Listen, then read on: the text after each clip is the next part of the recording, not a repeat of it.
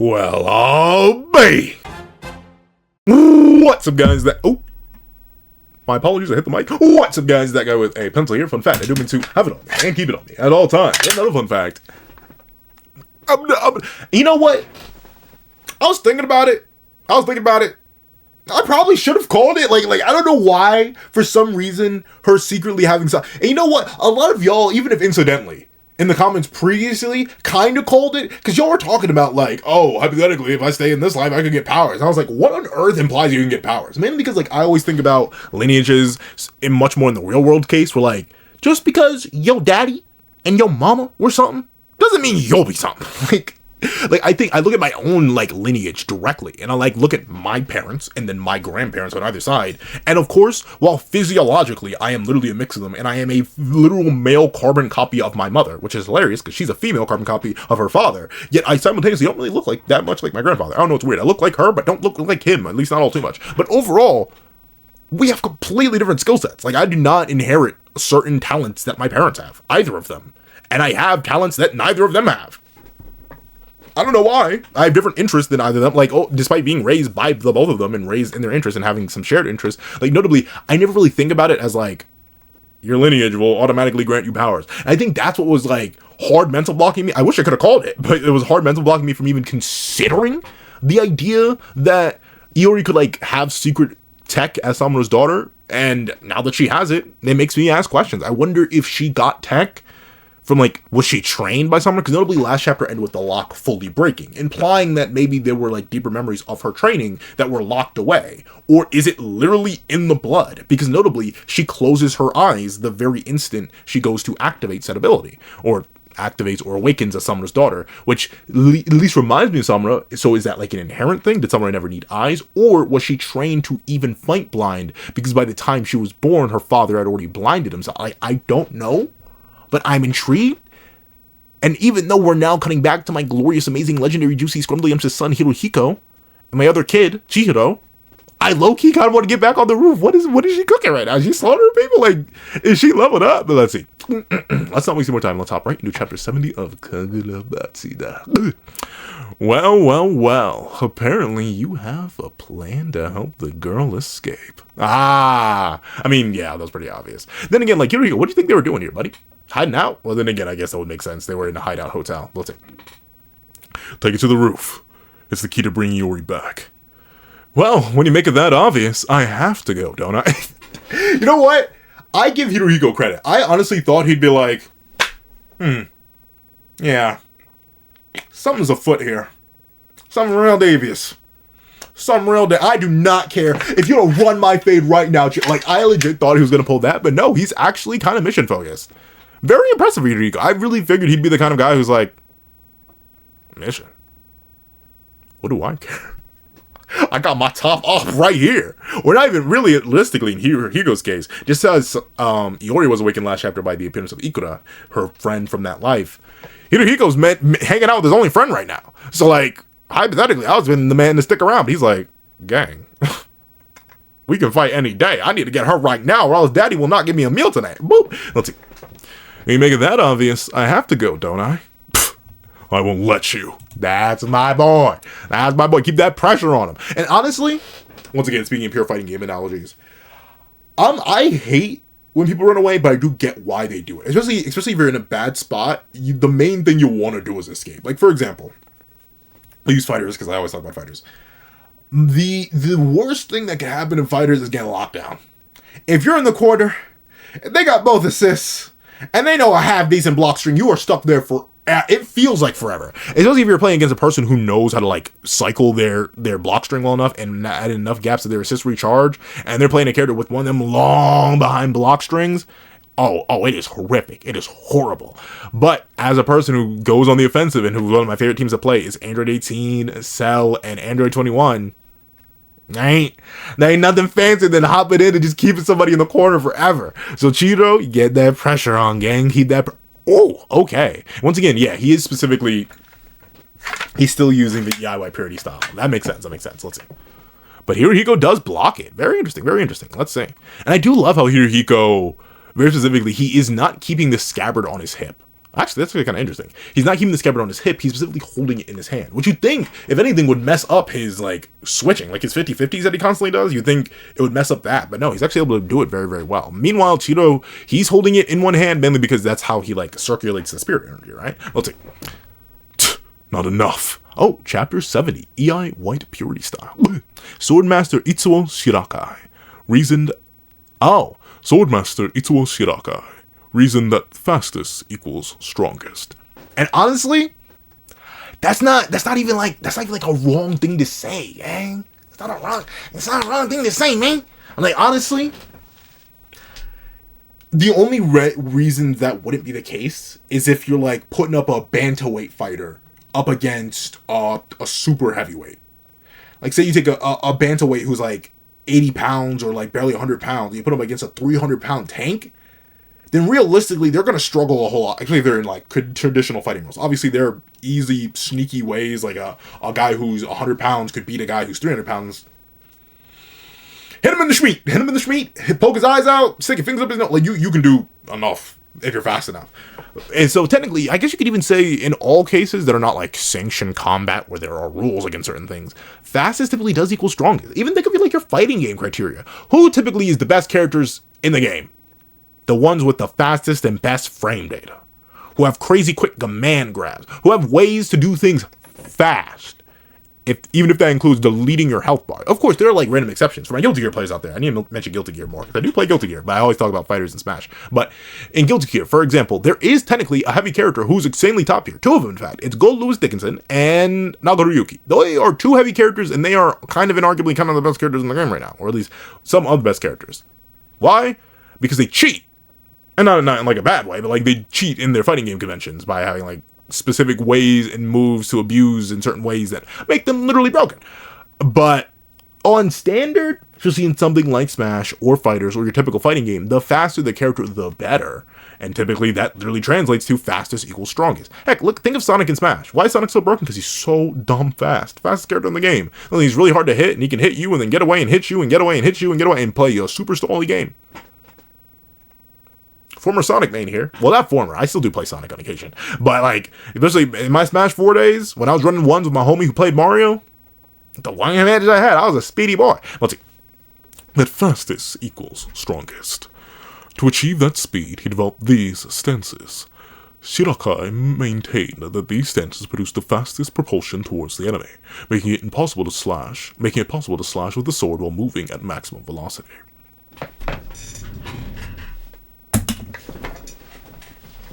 Okay, I know it's a magical universe. Give me a sec. We're gonna move the chair. Need a little space to hit this bad boy. Hold on, let me think. So, very specifically, the blade is towards them. So I guess I'd be wielding it like this. Actually, let me use my regular katana. Let me not use the fancy silver one. Let me use the regular for this. I'm gonna try to figure this out. So blade typically facing this way. So blade this way. I'm trying to think. Especially going specifically into the pose that they go into. I guess the main thing would be like, you'd be attacking with the back of the blade, but we know they do slash. So the question is, do they flip the scabbard or do they flip the sword? Like on release, because obviously they use this to presumably circulate. Actually, let me read a little bit further before I go into testing stances and stuff like that. Let me read a little bit further. To achieve that speed, he developed these stances. Shirakai maintained that these stances produce the fastest propulsion towards the enemy, making it possible to slash with the sword while moving at maximum velocity. Everyone laughed at me at the time. Not without reason. Normally, the foundation of all swordplay in AI is maintaining a strong grip of the sword to harness all the built-up power. That's why the katana is held like this. Oh, interesting. Held like this. The knuckles at the head of the metacarpals are aligned with the blade's edge. This is common sense, since it allows the fighter to transition straight from drawing the sword into an attack. Yeah, I guess that does make sense, because, like, that's the thing I even just pointed out. Like, with them holding it backwards like this, technically, if you want to, like, and I get that, right? Because notably, if I do this motion, especially for, like, EI sword drawing, where you always, like, resheath and start with the scabbard. You essentially can always Let me stand up just a little bit. Let me stand up just a little bit. This is the beauty of actually having swords. I can demonstrate stuff like this. You can just, even simply unsheathing your sword is an attack. And obviously, you know, it's the whole principle of the eye. But like, simply unsheathing your sword is an attack. And obviously, technically, you can do damage with the back of a sword. Like the back of a sword, while it is flat and dull, and like, look at this. I can run my finger all up and down this without having to worry about cutting my hand. But heaven forbid I do that on this side of the sword and immediately slice my hand open, which I already did. It's healed up mostly now, thankfully. You're like, focus, camera, focus. Okay, show it. Yeah, and no, this was not me messing around with my sword, I promise. It was literally me opening a can of sweetened condensed milk. I was baking. I'm sorry, sometimes I'm an idiot. But with that being the case, it does make sense that ultimately you would want to hold it like this in traditional grip, because every time you attack, you're swinging with the sharpest part of the blade, not this. Like, even holding it in reverse grip like this, you're attacking with a flat. And, like, technically, you can still definitely, like, do crazy damage. The thing is, though, it always becomes, like, a two-stage attack, right? Like, that's the big reason I was always, as cool as I find it, I never necessarily got Ventus wielding the Keyblade backwards. Because it's, like, more motion. And it's funny, because he's, like, the fast character, but, like, by wielding it like this in the back grip, you need to move so much more and like do a much more complete body motion in comparison to someone who's just, you know, wielding the sword like this, where the only motion you have to do is or like essentially you're facing the front. The blade's always in front of you. Meanwhile, if it's behind you, you have to, unless you're like backdashing towards your opponent, you always need to turn the blade around at them. So let's see. What's the explanation for the EI White Purity style and why they wield it in reverse grip? Let's take a look. Allowing the fighter to transition straight from drawing into the attack. The White Purity stance is unorthodox. The blade faces the wrist. Yeah, which is interesting. Let's see. After drawing the sword, the fighter has to rotate the blade 180 degrees before it reaches its target. So, okay.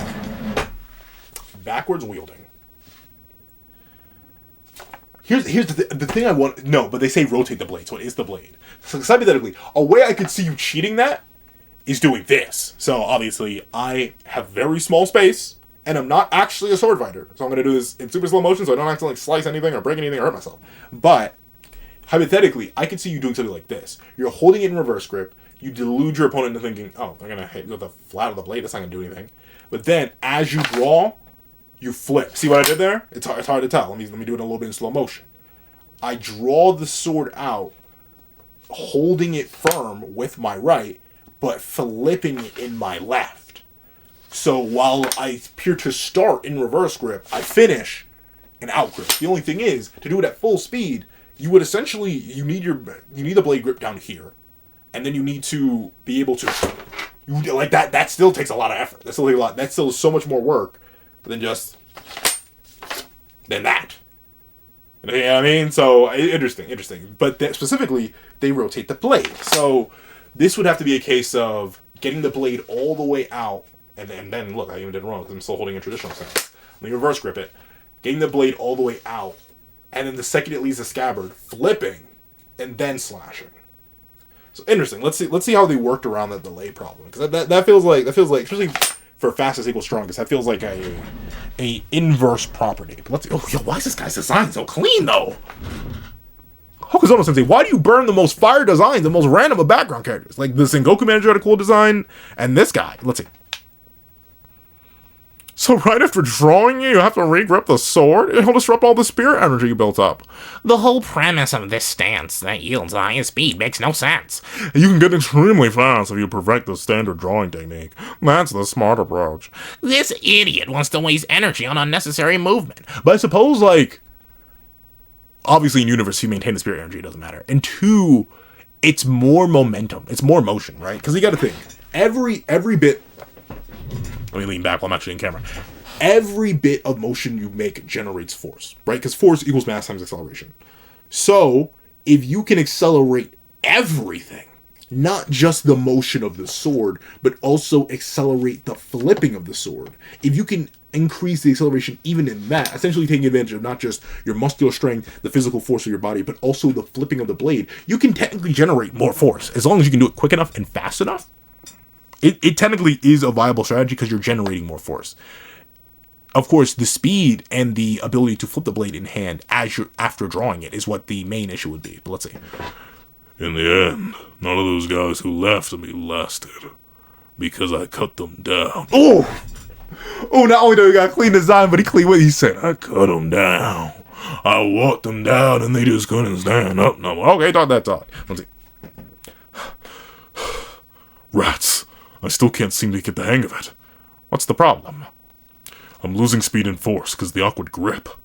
That's the classic drawback of the white purity style.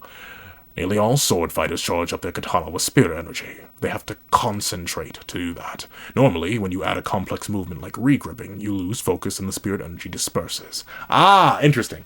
So it is like it has to be a conscious thought thing. You can't, presumably the EIY parity style users, they can do it, but you can't just apply spirit energy to yourself and then act on it. You need to consistently imbue it every single time. And that's why I think for the EI style, they have to consistently resheath it. Essentially, the left hand, whatever hand they're holding the scabbard in, is the hand that's consistently infusing the inside of the scabbard with spirit energy. And essentially, by re-dipping the blade in every time, resheathing it, you're refueling it with spirit energy for your next strike. Let's see. You lose focus and the spirit energy disperses. You have to be able to use the sword as a natural extension of your own body, in a way that doesn't require extra awareness. You have to use spirit energy to merge with your katana. It sounds simple, but it requires extreme intuition. Honestly, you'd have to be a complete freak to pull it off. Okay, bro. Let's see.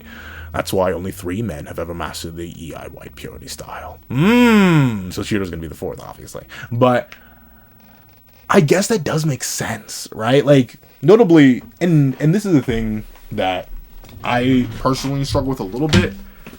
Whenever I put on anything that adds to, like, the scale of who I am, my perception does go off a little bit. Like, I'll bump into things. Like, say I'm wearing a backpack, right? I will bump into things in the backpack because I'm not used to that level of space. And, of course, the same would apply to a katana. Because essentially, or any weapon, really, you're adding more of yourself. So, for example, my arms don't touch the ground. But when I have this katana in my hand, if I'm holding it at full length and just holding it all the way down, it touches the ground. That's like a whole extra bit of area I have to think about. And same case for however you hold it. Especially if you're holding the katana and the blade separately, right? Because obviously you hold the sheath for the EI property, resheathing, and then you hold the blade for attacking. That's 2 extra extensions. And typically, you aren't going to be wielding the sheath like this. So you're going to have the blade facing forward, the sheath facing backward, and you now need to consider all that extra space. That's a lot to consider. So I do get why it's considered such a hard technique to do and pull off, considering how much you need to consider in base, and then you have to focus on applying spirit energy and more and more and more. Yeah, it makes sense that it's absolute madness to try and figure this out and apply it. But let's see. Merging with the katana, huh? I've been thinking up with the sword using spirit energy, so I kind of get what you mean.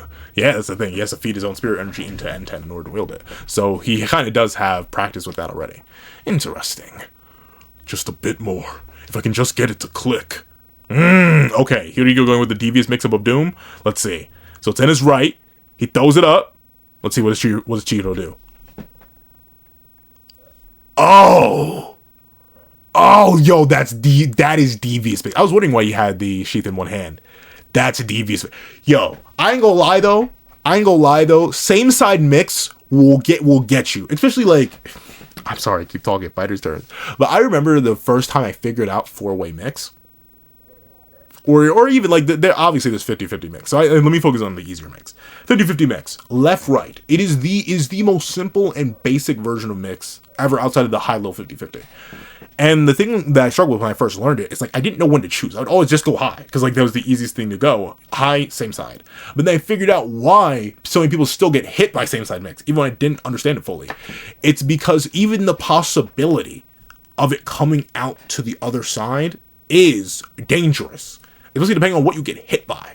So that half a second where your thumb flicks back on the analog stick can cost you that character. or that health bar, depending on how good your opponent is. And the same thing for something like Hirohiko.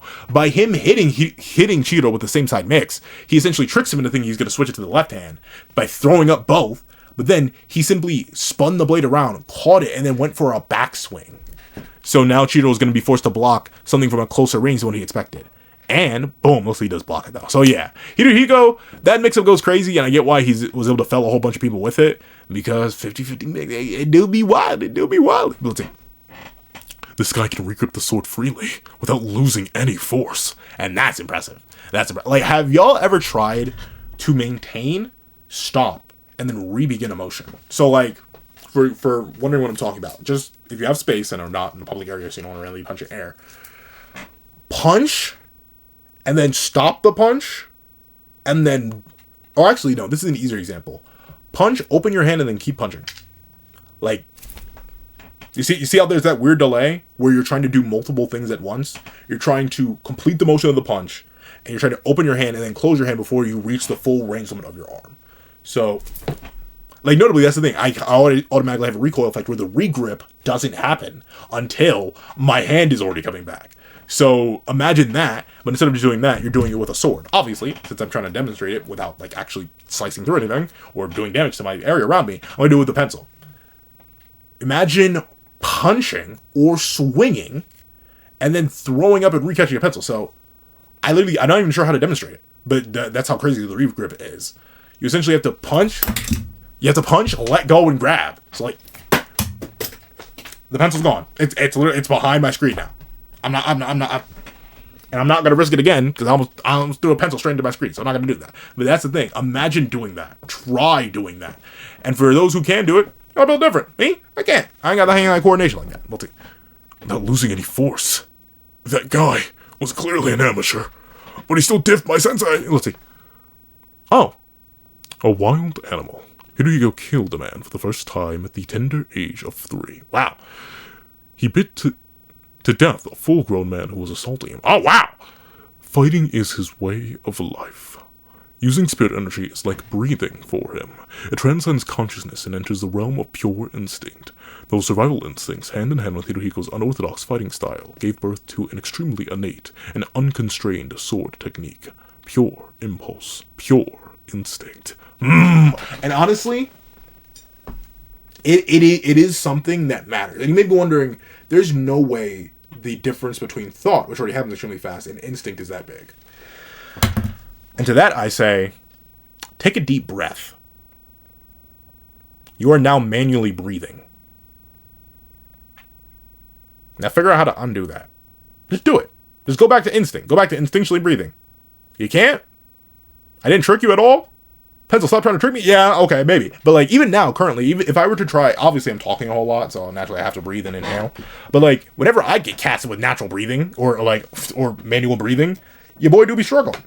I be struggling to like readjust back. Because instinct is so much easier. It's so much more natural. So much more thinking. Imagine if you had to pump your own heart.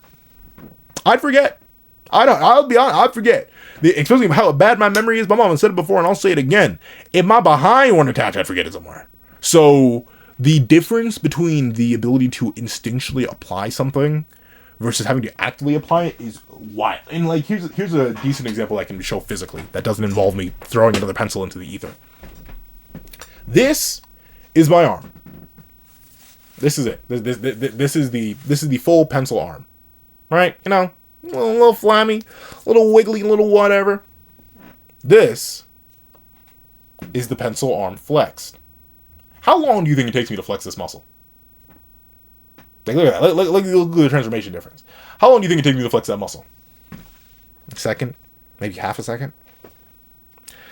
That delay between my muscle, my thought thinking, and then sending it to my muscle and activating it. In a life or death situation, get me go. If I need to activate that muscle in a split second to grab onto something because I'm falling off something high, if I miss that, dead. But if it was instinctual, if the muscle automatically flexed and I didn't have to think about that, then that difference, that half a second difference, can save you. That's the thing. So instinct and an impulse and innateness in action, it is massive. It is massive. It's why, honestly, it's why practice is heavily emphasized in pretty much everything you do, because the less active thought you have in doing something, typically the better you get at it, because your body just naturally adjusts to the rhythm and doing things and flowing things. Almost any aspect in life, the more you do something, the easier it will become, because your body sort of gets used to the motions. It's just how it works. So I understand that. Hirohiko, who's been so based in spiritual combat, he doesn't need to think about it. Meanwhile, Chihiro that's the thing. Chihiro is a super prodigy, though, because he only started doing this stuff, 3 years ago? Man, it's built like that. Let's see. This guy can visually follow unorthodox movements. Even if Hirohiko has innate advantages, I was endowed with special gifts too. There's no reason I can't beat him. I have my way. That's true. I mean, that's the thing, right? It truly is a matter of talent versus talent, band versus band, hand versus hand, and ethic versus ethic. I feel like everyone has had a moment in their life where, one way or another, they've been forced to compete with somebody who was their near equal in something, but slightly different. For any of my people who ever did physical sports, you probably had that one rival, especially for my people who did track and field and were specifically racing and stuff like that. You had that one teammate or even one rival from a different school where, like, y'all were so close in physical ability, but there was something slightly different. Like, there was one guy who was always like maybe 0.3 seconds slower than me, only because he was a start merchant and I was a kick merchant. So typically at the start of our races, if they were 50 meters or more, he would have the lead because he'd get out of the blocks faster than I could. But then my kick would kick in, and then I would catch up to him and then just barely clear him by the end. So that was just a slight innate difference. He was better at getting out the blocks. I was better at running people down. That slight difference can lead to those moments of completion in competition. So it does make sense that both of these two, born with innate talents, Chihiro born with like just a natural aptitude to Blacksmith's eye, and Hirohiko, not really. Hirohiko's is born of nurturing, while Chihiro's is born of nature, seemingly enough. But let's see. You're doing that kata thing again? You guys are idiots. All this tradition stuff is a load of nonsense. Kinda. I say it's 50-50. I do genuinely believe, to a certain degree, learning that's the beauty of humanity, right? Like, our ability to retain information and pass it down. That's the thing that makes us unique. It's fine if everyone would have to like restart, round start, and just figure out everything from scratch. But we couldn't have made the progress we could if it wasn't for legacy, if it wasn't for tradition, if it wasn't for a maintenance of information, essentially. So we'll see, Rico. We'll see. It's a load of nonsense. Oh, is he about to do it? Is he about to do it? Like this? Is he about to hit? What is he gonna? Oh, I keep hitting the mic. I'm so sorry. But is he about to hit off mid-air? Or is he about to spring off the roof or something? What? Like this? Okay, he literally kicked off the air and kicked off the ceiling. I see you. Huh? White purity style. It's not perfect. Why I say perfect? It's not perfect, but it's an incredible imitation. Boom. Oh, it knocks him off balance. Interesting. It's hard. Better prioritize the girl, though. Oh, Hirohiko with the plays. He really said, hey, I'm going to get you in this corner, gang, so I can get out of here. It's kind of like, I can say this with Smash particularly because they don't really have this in Fighters. They have a game mode for it, but not really. There have been times where I've been running duels with somebody else, and like, I will know when, or I'll be given a hint of like my friend, or vice versa. I'll give a hint where like I'm like, we want to jump this person. Like we're about to get it. Like we can jump this person. And I've done things like that before. I've been like, I'll hit someone off stage, and technically there's a chance where I could have gone off edge guard them and ended them, taking a stock off of them. But I'll hit them off stage just so I can run to the other side of the stage and jump the soul out of somebody else. And that's the case here. Here he go, knock Chihiro back, put him in block stun, put him in hit stun, and now he's going off to complete his real objective. He's going to go run the 2v2. But unfortunately for Hirohiko, you may be a little bit too late, gang. She woke up. You better be built for this. We'll see. Wait! This way! Oh, alright. See, yeah, he's still useful. See you up there. Oh, okay. So are they going to clash at the top? Let's see. Oh, they're taking this moment to chill out? Okay, I get that. Let's see. Don't panic. We've lived different lives. I have my way. It's like a magic trick. It only works the first time you use it. Oh, okay, so we're getting to different perspectives. It's like a magic trick. It only works the first time you use it. It depends on the magic trick. Things would have been easy if I could have taken out an arm, but it won't work on him now. Visualize the method of the regrip. I get the gist. To kill this guy, I need overwhelming speed, not trickery. Interesting. So Hiriko is fully dedicated. So I thought Hiriko would be like, Let's not fully dedicate everything. Let's wait till we can both wield enchanted blades. But no, he's like, no, I want to off Chihiro right now, gang. I want to see if he's worthy. And the only way he's worthy is if he lives this. So let's see. They both get to the top of the elevator. What are they about to do? The example. Okay. Oh, this is so clean. I love it. Man, here he goes. He's the perfect mirror, bro. Look at him. And look at this.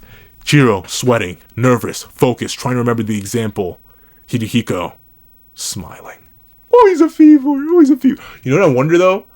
I wonder if Chihiro does figure out based on the example, I wonder if Hirohiko's gonna fall because he's copying a worse example. There's, God of High School is never getting animated again. There's a fight in God of High School where a character is fighting another character, and they specifically beat the other character because the other character copied their fighting style, which was an inadequate version of the fighting style they were using. It was a beautiful moment where ultimately the character wielding the fighting style realized, I've been doing this unoptimally and horrifically and kind of booty meatly the entire time I've been using this. Hold on, let me lock in. And they lock in and absolutely dominate the other person because they're using the fighting style that they had accidentally taught the other person better than they can because they taught an inferior version of it to that person. So I wonder if that's the same case here, where Chihiro, fully dedicating everything to the DIY Purity style, and having seen it multiple times, is going to be able to replicate it better than Hirohiko, who's only seen it in a couple interactions, is about to copy it. So let's see. Oh, faced with a boundless fighting talent, sensing impending death. Look at them both lunge in. Huh? Oh, Lord, where are they? I actually can't tell which elevators you're lunging out of. Iori? Oh, okay, so they're... Oh, so they're back here. They're back here, because I think this is Iori, and then this is Ikura, and then they're charging out of these elevators. Iori? Okay, so they're lunging for each other, top speed. Interesting. So Hirohiko's leg is higher than Chihiro's is here. Chihiro looking. Ikura looking. I want to protect my life at school. So she's merging both. So she wants to protect the innocent by using her power. All right. The means to fulfill the desire was alive inside of her. The memories of her original power the seal made her forget came rushing back. Okay. So interesting. Power, not training. So, okay, so it looks like she may have just always been built like this. Maybe, man, darn. Then again, there are cases where kids do end up being carbon copies of their parents or even better than their parents. And, like, notably, there are ways that I have surpassed either of my parents individually by taking aspects of both of them. Like, notably, my build, literally, it's like my genetics took the top half of my dad and then stapled it to the bottom half of my mother. I have extremely strong, large, well-defined legs, not just because I'm a big fella, but also because that's what my mom had.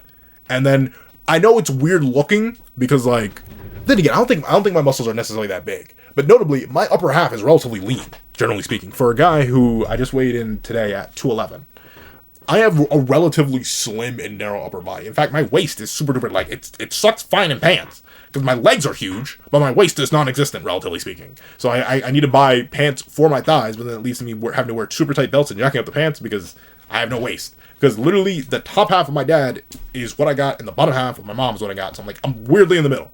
And because of that, I have different advantages. Like, I've always run fast. Like, that's just been a thing. Even when I was, like, bigger and slower than I was now. I've always been just a speedy guy. I've had super strong legs and a super light top half. So the only thing I had to do with my hands was drive. So that's why I was always predisposed to running. More than even my father was, who was skinny all around, and more than my mother was. Who, technically, she was skinny all around, but she always had, like, heft. She was always physically strong. Like, the reason I'm 2 feet tall is because my mom and dad are also 2 feet tall. So, like, perfect copy of them. But with that being the case, it looks like she just got the best of all worlds. And it's possibly, maybe even capable of surpassing her father. Let's see. Came rushing back. How does she know how to use a katana? Interesting that Chihiro had the time to reference this so easily. Or even see it. Let's see. Then again, we have noted the main thing about Chihiro. The special thing about him is his eyes. In a fleeting moment of life or death, Chihiro's mind goes completely quiet, and he simply watches. Her sword technique isn't directed to kill, Like a precision machine, she simply trims the hostility directed her way. Just like her daddy. So yeah, that's an inherent thing. She can sense hostility. That's why she's even able to defend with her eyes closed. Delicate and precise, even without that deadly speed, her movements are imbued with the white purity style, the Seichi of Seichi Samura's technique. Ah, okay, so she's moving slower, but her movements still have that innate, gentle flow to them. And that's the thing I've always noticed. I've always heard especially this is for back in my track days. I'm not talking so much about like track in the past right now, just because I'm thinking of all the different things this chapter's bringing up. I remember my coach telling me, you don't really want to get rigid when you're running. You want everything to flow.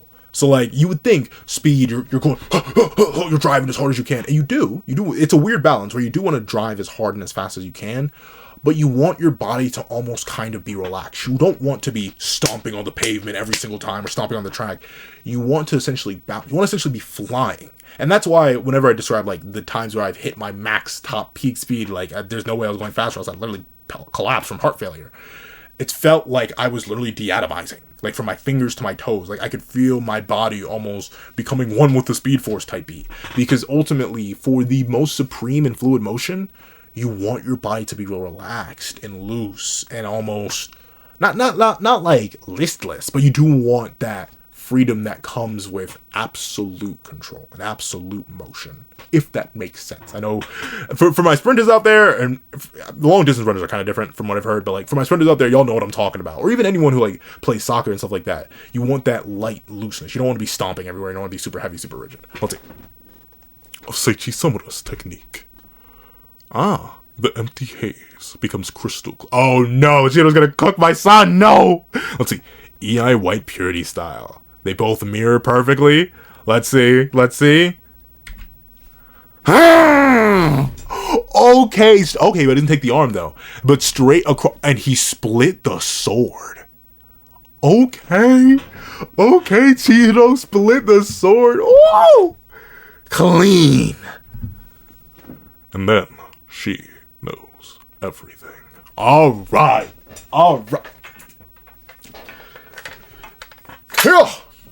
W chapter.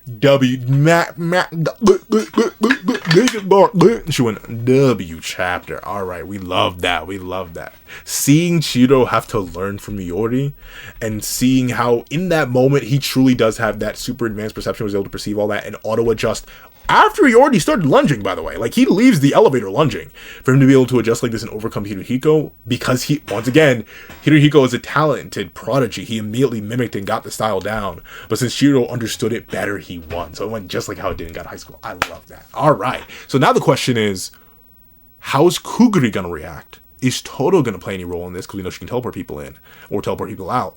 And what is Hirohiko's fate now that he's been sliced down the chest, but not actually bisected? And now with her remembering everything, what is Iori going to do? Especially since her eyes are now open.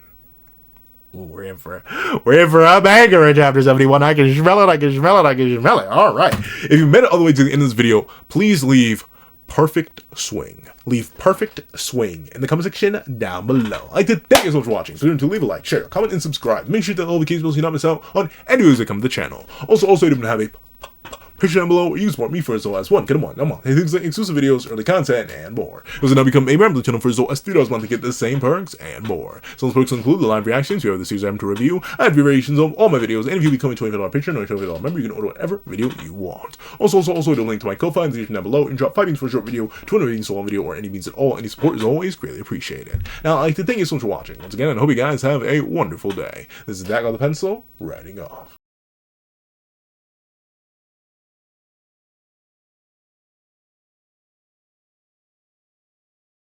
I'd like to give a thank you to our sketch tier members: Greyhound, Eternal Flame, Red Wolf 4765, Astro, Super Flame Zero, Glacier, XZ, G Prosper, Zeta, and Brandon Payne. Then I'd like to give a little thank you to our line art tier patrons: Sean, Midnight Lord 21, Kevin, Encarnacion, and A+A. And then I'd like to give a huge thank you to our Ink tier members: Fine, Austin Wimberly, Euchiha, Yuki Ally, and Carlo Alaimo. Then I'd like to give a gargantuan thank you to our digital art tier members: J Warrior and AZ Void. Then I'd like to give another Ganshu and thank you to our colored art tier patron, Waki Minos, and Idemokami. Then I'd like to give a final legendary top of the line thank you to our That Guy with a Pencil tier patron, the glorious king, Calvin Elder.